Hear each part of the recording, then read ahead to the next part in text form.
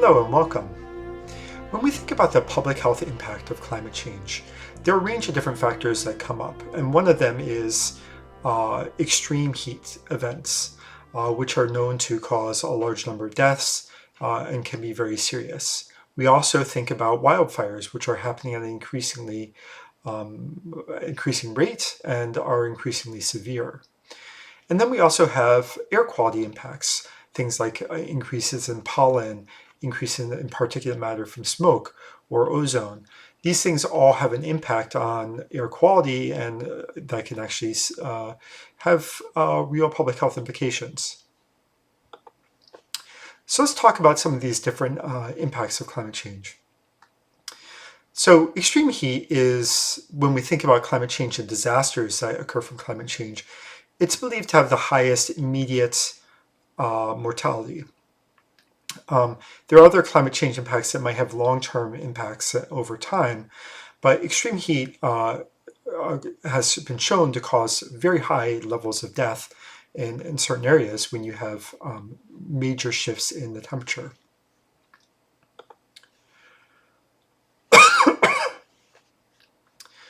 So what we know already is that average temperatures are going to be increasing. Now that's average temperatures. What we see in the Pacific Northwest, Puget Sound region, for example, is that over the next 50 to 100 years, we'll anticipate that there will be increases in temperature from, in 50 years, possibly 3 degrees or so Fahrenheit. Depending on whether we have a low emissions or high emissions scenario, it could be anywhere between 5 and 10 degrees increases in average temperatures for this area. We know that already we have about a 1.3 degree increase in temperature that we're experiencing right now. Now these temperatures, also along with them, comes a higher probability of extreme events. If you recall my previous discussions, there is essentially a bell curve where we see that the bell curve is flattening out in terms of the likelihood of weather events on either extreme.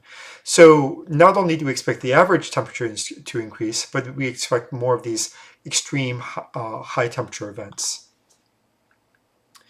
Now, what is this projected to look like? Well, this is projected to look like about 7 to 15 more days over 95 degrees Fahrenheit by 2050. All right, so that's a fair number of days of higher heat. When I first moved to the Seattle area, having days over 95 was quite rare. That is no longer the case. By 2100, we anticipate that there will be 18 to 42 days over 95 degrees in the Puget Sound area. Now, this is just for the Puget Sound, but these types of concerns are an international concern. We expect that we'll see these types of extreme events more frequently across the globe. So when we think about heat waves, it's very easy to think back for this area to the 2021 heat wave that occurred in around June 26th to 30th, although extended a little bit on either end there.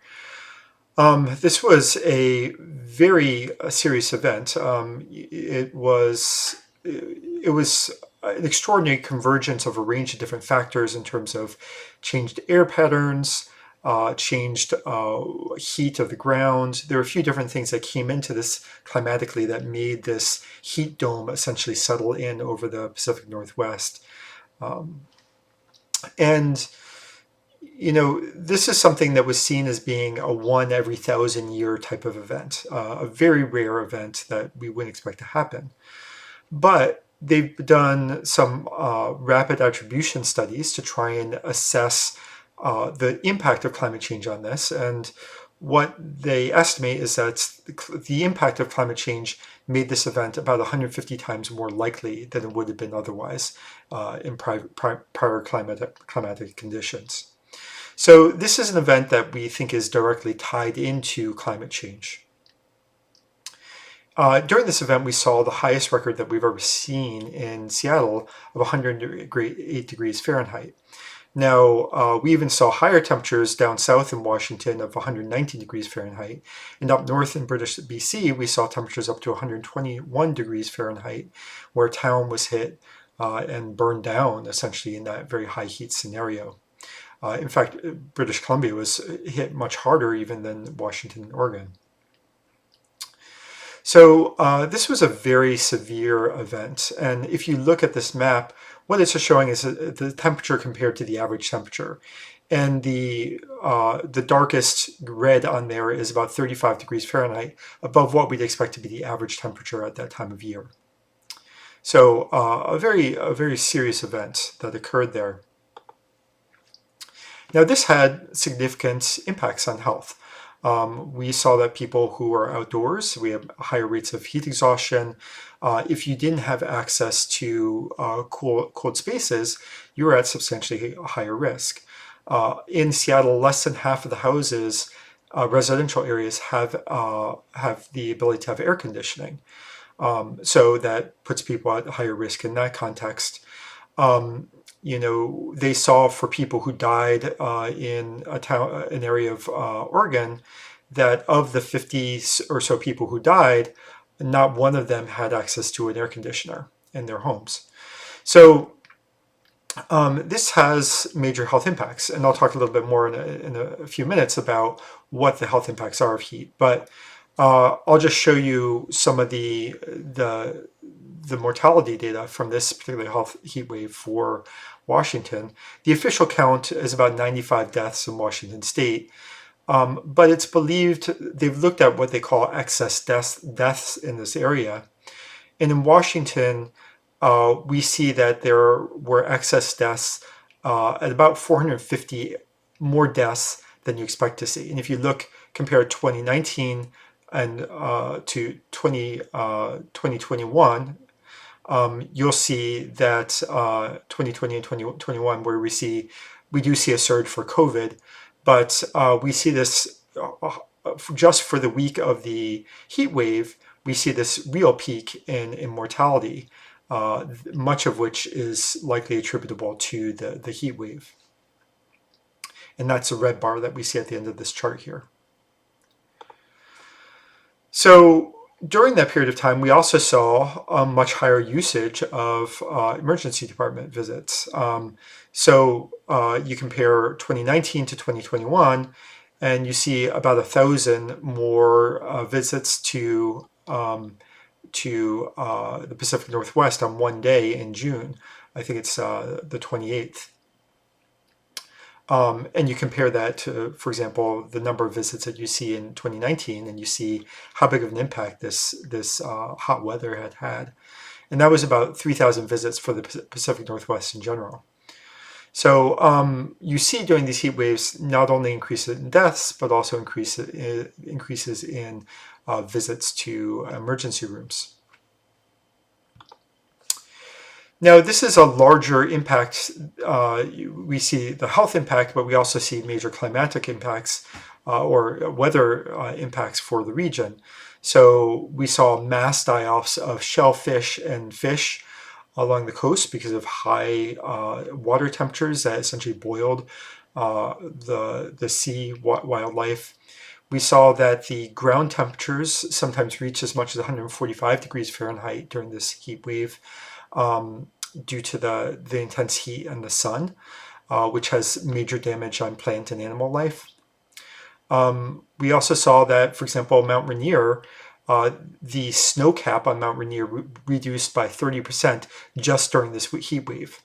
So, there is larger impacts of this. And we also saw popping up across the Pacific Northwest an increased number of wildfires as well, which I'll talk about shortly. So what is the impact? Why do heat waves have an impact on the body? Well, first off, we need to think a little bit about thermoregulation. How do people regulate their temperature? So the body wants to humans want to keep their body within around 98.6 degrees Fahrenheit. Now, there's always some difference between people. Some people run a little bit hotter and a little bit colder, but it's usually right around that general temperature. Now, there's a bunch of different factors that influence this. You can see the sun, you can have direct light that's hitting people that can heat people up.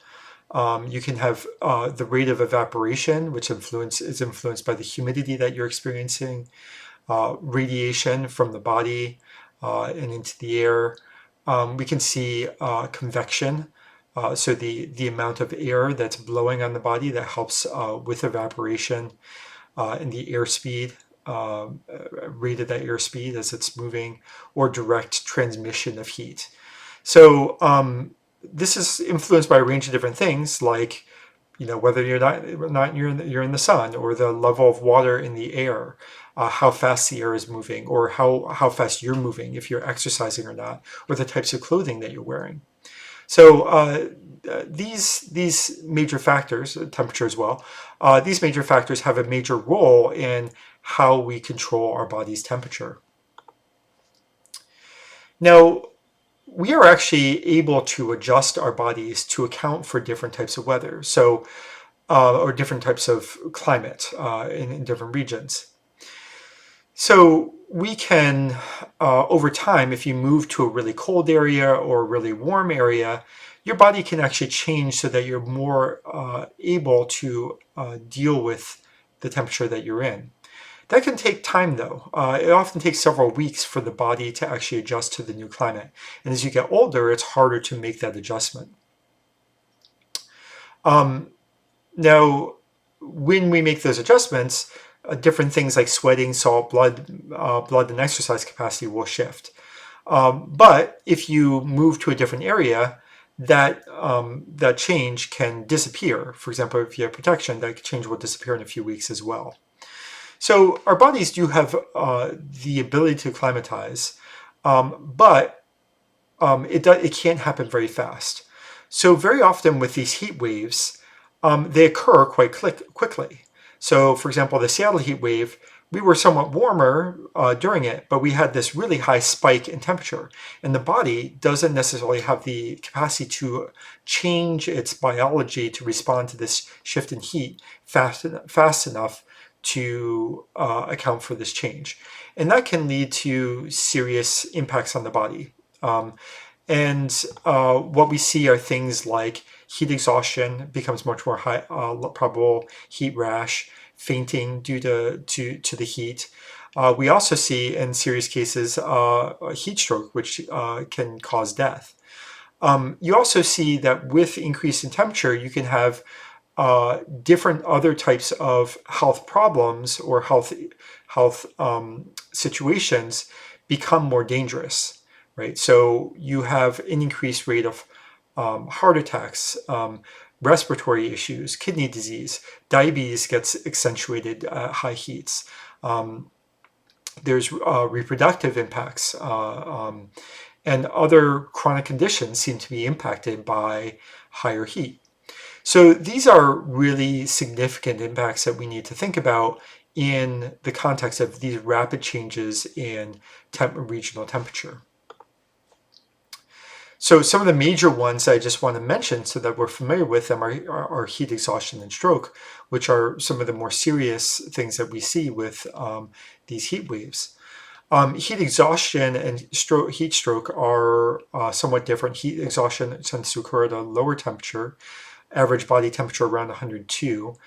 There, it's typical that you'll see fainting and dizziness, a lot of sweating, skin that's kind of cool, pale, and clammy. You can also see nausea and vomiting, a very quick pulse, but one that's kind of weak. And you'll also see sometimes that people have cramps showing up. And that is not, that is a serious sign. You have to take this seriously, get people to a cooler area, preferably air conditioned, having people drink water and taking cold shower, having cold compresses to help bring that body temperature down. Now, heat stroke is very serious. It's potentially fatal. This is something where you should be calling 911 if you think somebody has heat stroke, because it can actually lead to organ failure and the central nervous system shutting down. So symptoms of this are a throbbing headache, and people losing, becoming confused, having delusional impacts, other things like that. When you reach that temperature, temperature above 103 degrees, the body stops sweating. So you'll see that people have red, hot, and dry skin. You also get the nausea and vomiting, but you'll have a rapid pulse, but it would be a very strong pulse. And sometimes you'll find that people have actually already lost consciousness. This is, again, a situation where you call 911, move people to color place, and give cool baths and cold compresses. But you don't necessarily want to give people anything to drink in that circumstance. So there are also, in addition, in these situations of exposures, you'll find that there can be longer-term impacts from heat. And this is both things that can occur over time after a severe event, but can also find that chronic impacts from having high heat in general can lead to problems for a population.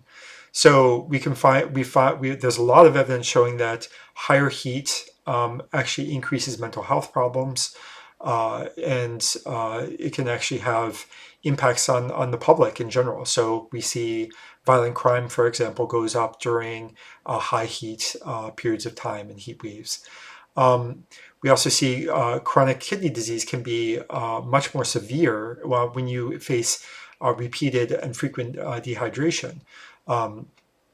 So people who are particularly workers, field workers who experience high heat situations and frequently face dehydration have higher rates of chronic kidney disease due to that frequent situation. You also see congenital malformations for children of exposed mothers. So there's a range of different impacts that they think high heat has on mothers. And generally, there's a lot of serious concerns about the way in which high heat interacts with other health conditions that people have. Chronic conditions, particularly conditions that people face later on in life due to this heat stress. So, like other situations, we really need to pay attention to the way in which extreme heats impact different populations differently. So we know that people who are poor are less likely to have access to cooling spaces. They're also more likely to face risks from heat because a lot of work with outdoor labor, for example, puts you at high exposure to higher heats. We had people during the heat wave, migrant workers who are still working through that heat wave, and that's extraordinarily dangerous, right? We also find that people who are older have a much reduced ability to thermoregulate, and they also are higher risk because of likely chronic conditions that they may have as well. So we really need to pay special attention to the elderly, especially if they are, for example, homebound and may not have the resources if they have a severe health event to get access to healthcare. So that's another serious situation. Infants and children also have issues with thermoregulation and ability to recognize that and get help. If they are having a severe health impact, they also may not realize that they should be exercising. So we also need to really take care of children during these events. As I mentioned, having other medical conditions also interact with high heat. So paying attention to these pre-existing medical conditions is really important. People with mental health challenges, we know that higher heat tends to trigger more severe responses. And therefore, paying attention to that as well is important. And as I mentioned before, people who work outdoors are at much higher risk from these high heat events. So keeping in mind these populations that we need to pay attention to, remember that there are disparities and that we do need to be able to have a public health response that can rapidly help people who might be at higher risk due to different types of vulnerability. I remiss if I didn't talk about, when I talk about high heat, about the idea of urban heat islands. So urban heat islands there's a specific pattern which we see around the globe, where cities actually have often substantially higher heat profiles than other parts, other areas. Now, there's a few different reasons about that, for that. One is that there's a lot of machinery in cities that puts off heat itself. There's also more asphalt that is black and absorbs more sun heat, so it creates more radiant heat. You also find that there's often less shade and green spaces in urban areas, and that there's a cumulative effect of these different conditions that dramatically increase the temperatures in urban regions. So in Seattle, sometimes we find that you can, in these urban areas, with reduced amount of green spaces, you can have temperatures as high as 70 degrees hotter than nearby rural areas. So here we see an example of that map of Seattle, where we see these really high temperatures showing up in urban areas. Now, that's really important both for thinking about public health and health impacts, but also thinking about the different types of strategies that we can adopt to reduce risk. All right. So overall, when we think about heat and heat impacts, remember that as temperatures go up, particularly if there's a quick spike in temperatures, the quick spikes are more dangerous because people have less ability to adjust to it. We see higher rates of risk. So when you get above about 25 degrees Celsius, which is about, what is that, about 77 degrees Fahrenheit, we see that there's a switchover where we start seeing increases in both hospital admission and mortality in a population. And we really need to be prepared and aware and have our health systems be ready to take in more people under those circumstances. And this is data from King County itself in Washington. I also want to highlight that extreme heat is a problem for the Pacific Northwest, but it's likely to be an even greater problem in an international context. We expect that equatorial areas are going to be really severely hit by these extreme heats. And we have examples of heat waves that in regions near the equator that are getting up into temperatures that are really deadly to people. And there's concern that certain areas may essentially become almost impossible to live in because of the high heats. And some of these areas have really high populations. So this is a very serious concern. As you can see from this chart, these are projections. The upper one, the A chart, is essentially showing the number of days per year where we see, from 1995 to 2005, where we see rates of deadly heat, which are heat levels that actually start to increase mortality rates in an area. Now, assuming we have sort of the business as usual emissions model, by 2090 to 2100, we could see, 100 days per year, 200 days per year, sometimes over 300, almost every day per year, having heat that is in a range that would increase mortality rates in certain areas.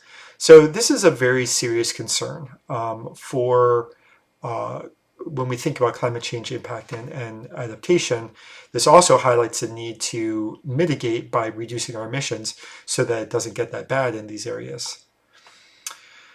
And again, all this is highlighting again, not just the inequities and vulnerabilities in our area, but the inequities that we see globally, where a lot of the areas that are equatorial areas, which are highly hit, are not the areas that are actually causing the climate change problem through emissions.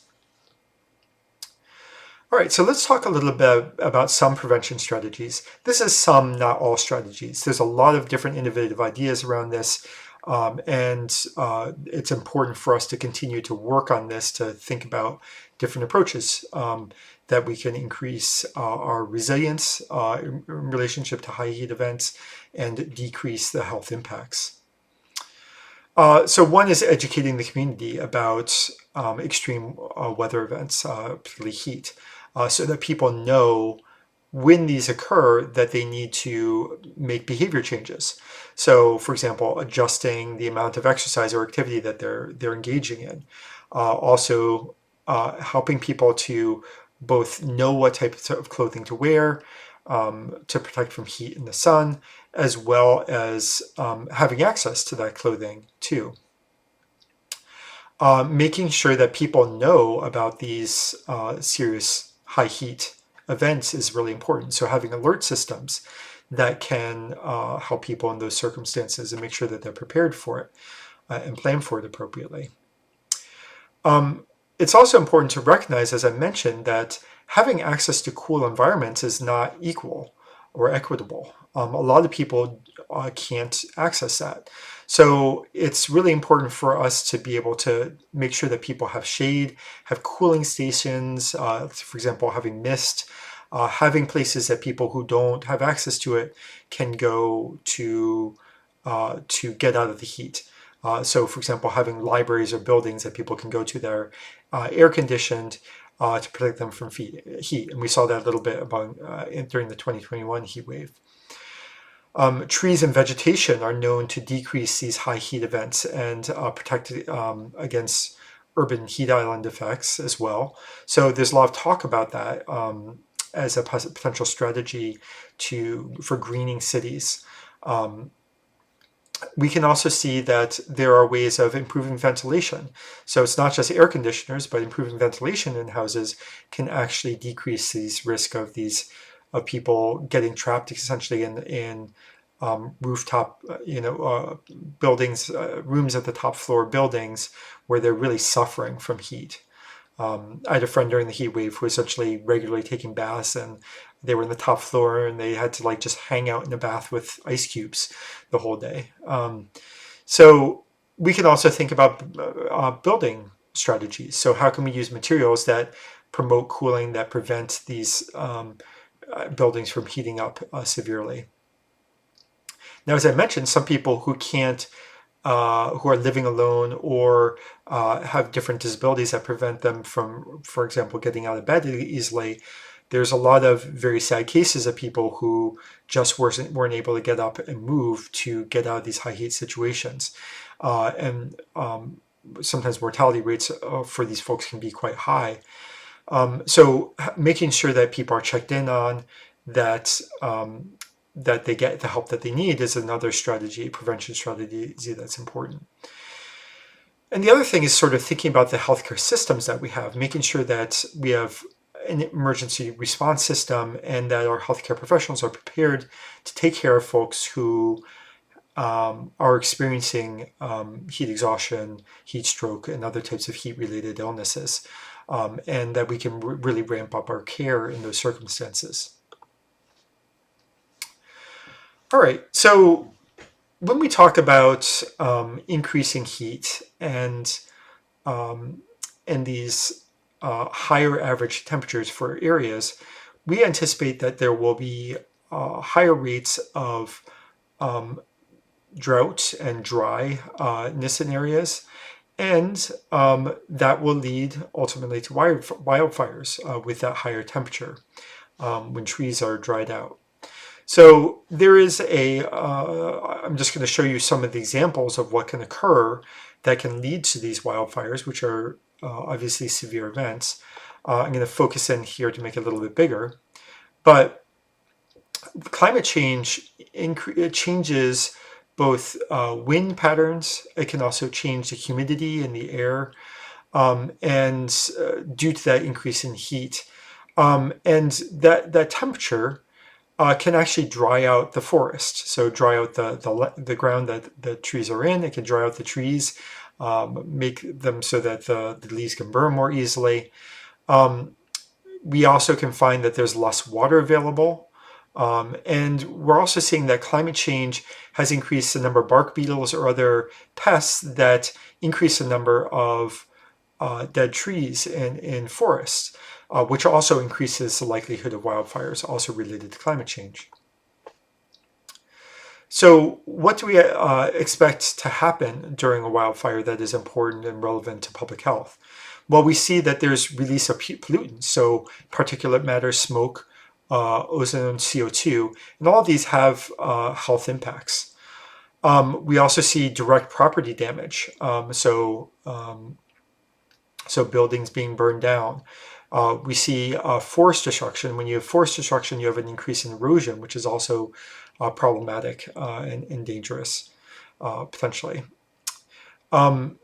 You also, so when these things occur, what you also expect to see due to wildfire is increase in burns, mental health impacts, sometimes death due to direct impacts from wildfire, which are quite dangerous. Higher rates of emergency department visits, often due to what we see for respiratory problems. So we see increase in impacts for people with lung cancer, who have chest pain, asthma, COPD. These are all things that are worsened by the smoke and wildfire. Also, and connected to these respiratory problems are increased number of heart issues. You also, with the smoke, will have impacts on water supply. So there are a range of different things that come out of these wildfires that are important for us to think about and plan for from a public health perspective, and think about with respect to prevention. So Washington now has about 5 times as many large wildfires each year on average than it did in the 1970s. So we're seeing an increased number of these severe wildfire events. We saw particularly 2015 was a very serious wildfire season, where we saw 1 million acres burn and about 1,500 wildfires in Washington state. So very severe ones. Here's a picture of Lake Chelan, the Lake Chelan fire. During 2016, we saw Jay Inslee declaring a state of emergency in 20 counties due to the very extensive wildfire activity. 2017, this example of the Columbia Gorge fire, we're seeing regularly in summers some severe wildfires. And it isn't the case that we always get them, but it's very common that we have wildfires now, so that it's not uncommon that the later parts of the summer our area is often blanketed in smoke. And that has become a common thing, which, it's serious. It has a wide range of different health impacts, as I just mentioned. And, we could become used to that, but we really shouldn't. We should really recognize how strange and unusual and serious this is that we're seeing these direct climate impacts, and be concerned about it. This is something that's anticipating to increase. When we think about the Puget Sound, it's expected to increase, areas burned, expected to increase by 150 to 1,000% by 2080, compared to 1970 to 1999. So these are not only a problem that we're seeing currently, but we expect to see at greater rates in the future, and that highlights the need to really prepare for this. Related to wildfires is air quality, right? So now air quality isn't just due to wildfires. So wildfires do increase the likelihood of smoke in the air, but there's a range of different things that we do see for climate change and air quality. So we see that increased temperatures actually sometimes can increase the presence of pollutants. Now, that sometimes increased temperatures sometimes can impact weather patterns and air patterns, so that you have higher rates of pollutants. Other things, like, for example, the fact that having longer seasons, longer summer, warmer seasons, can increase the time in which we have allergies. For example, increase the time in which we have ragweed pollen or other types of pollen in the air. And it can also disrupt humidity and precipitation and wind so that we have impacts on that air quality. For example, we saw the strange, when we had the major fires, that we had very limited wind that was coming in to blow away the smoke over the Seattle area and actually over a lot of the Pacific Northwest. So these types of air patterns can actually have a severe impact on air quality. So what do we see in terms of impact on air? So higher heat can actually increase the amount of ozone, and ozone is has known impacts on respiration. So it actually irritates the lungs. We can see increase in trapping of smog and the range of different health impacts of that smog.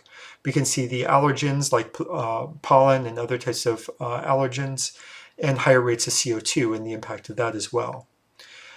So this actually has a very serious impact on health, and air quality is a really serious severe environmental health issue. And it's not all due to climate change, I would say, but climate change is something that will make it substantially worse. They've done estimates from environmental health impacts, and it seems like air quality actually is one of the most severe environmental health impacts that we experience as sort of a chronic, ongoing health issue for the public. So the health impacts that we expect are premature death due to these impacts on health. That's often through impact on respiratory illnesses or COPD, which relates also to cardiovascular disease. And these severe poor air quality days, we see spikes in deaths due to these illnesses. We can see allergy sensitivity and the long-term chronic impacts of that.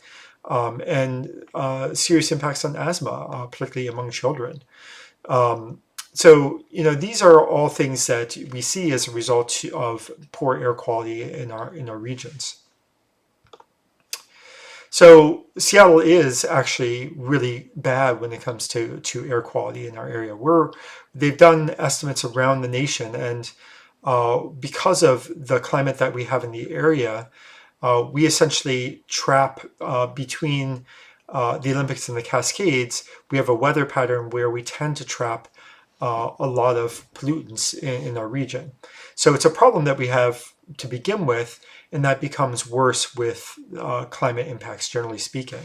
So a really serious and important public health issue for a region, generally speaking. And we see, for example, with the severe wildfires, in British Columbia in particular, that we see these massive storms coming, clouds of smoke coming in and just blanketing our region with a fair bit of frequency. So we know that on average, there's actually a large number of people estimated to die per year in Washington State. About 1,100 people die each year from outdoor air pollution. Again, that's not all due to climate change, but it's related to climate change. And there are things that we could do to think about this that not only would alter the impact of climate change itself, but also alter the impact of due to other types of pollutions, for example, commercial pollution. So there are strategies that we can use that have benefits in both contexts. So I also want to mention that ozone is another issue that comes up with climate change due to increased heat and sunlight. And ozone is, during these heat waves, you'll find that the impact on precipitation, the higher heat, increases the levels of ground ozone. And also small particulate matter, which is particularly dangerous from a respiratory and cardiovascular perspective. And both of these things come together to really cause spikes in severe health issues, emergency department visits, and mortality as well. Now, what we see with allergens is that this increasing heat is leading to different types of pollen due to changes in the types of plants that are growing in different areas with increased heat, more of them, more access to them, so we have pollen showing up in new areas. We see more asthma attacks, more asthma hospitalization due to these climate change impacts. And we also see that these periods of high allergens are actually longer and more severe. So people who suffer from allergies really it has a greater impact on them. And we often think about allergies as being, a minor inconvenience, but for some people, they have very severe allergies, and this is a major life quality issue for them. So it's important to keep an eye. We do a better job of tracking allergens, and so we can start to avoid going outdoors during those periods of time and use air filters, for example, to reduce them. But it is a serious issue to consider. This is just an example of increasing grass pollen due to different CO2 levels. So that also impacts the amount of pollen that these pollen producers are putting out. And as you see, what studies have shown is as you increase the amount of CO2 in the air as parts per million, we can anticipate seeing much more pollen in the air. So this is also something where we're seeing increased amount of pollen as well that people are experiencing and exposed to. So when we think about both the impact of wildfires and air quality, and the two are highly related, there's a range of different things that we can do. So we can educate the public about what you can do to decrease your exposure. For example, by staying indoors and using air filters and buying air filters, for example. And also make them aware that if they have different types of related health conditions, that they have to be particularly careful about this. We can also monitor people and help people who are at higher risk make sure that they have the resources that they need. We can do a better job of woodland management. So thinking about how we can engage with forestry to really protect our forests, but also prevent fires, sometimes through controlled fires to get rid of undergrowth that may lead to a higher risk of fires in different areas. And there's a wide range of different strategies that can make a big difference for the likelihood of these more severe fires. Improving our emergency preparation in our workforce to be able to both respond to people who are experiencing the impact of wildfires and poor air quality, as well as also be prepared to quickly respond to fires as they're occurring, and the whole firefighting apparatus that we need to take care of. There's a lot of important issues related to that in terms of how that's done. Really needing us to invest appropriately in strategies that can do that, and for example, not rely on expecting people who are prisoners to do this and take on these very risky jobs without reasonable compensation, right? So there's a whole bunch of equity related issues related to this. As I mentioned, we're getting better at having air quality alerts, but that can make a difference for helping people be prepared. Having equipment for people for respiration. So that can both be in the hospital for serious issues there. It can also be people wearing masks to protect themselves. This also relates to retrofitting buildings, but having air filtration systems in buildings, having buildings set up and areas set up so that it's less likely that a wildfire would hit them. So, for example, clearing out brush around buildings so that you have a cleared space around buildings. And the other thing that we can do, especially when we think about air quality, is decrease our emissions in areas put off commercially or through transportation or other sources, because it's not just wildfires that put off emissions. You can also see that weather patterns related to climate change can trap these emissions in areas that are due to commercial endeavors and have serious and sometimes chronic health impacts for areas. And again, bringing back our recognition that this relates to inequity, a lot of these transportation and commercial emissions are in lower income areas, right? So we have inequity in terms of those impacts as well. Right, so when we think about heat, air quality, and wildfires, there's a wide range of different types of impacts that we can expect, and they can often be quite severe, but there also is a lot of potential for public health strategies that we can begin to adopt to decrease the risk from these different impacts from the higher temperatures that we're increasingly going to be seeing due to climate change. So there's a few things to think about, things that we can address creatively. I hope that you found it interesting. So keep on thinking about it as we continue to talk. So take care, everyone, and be well.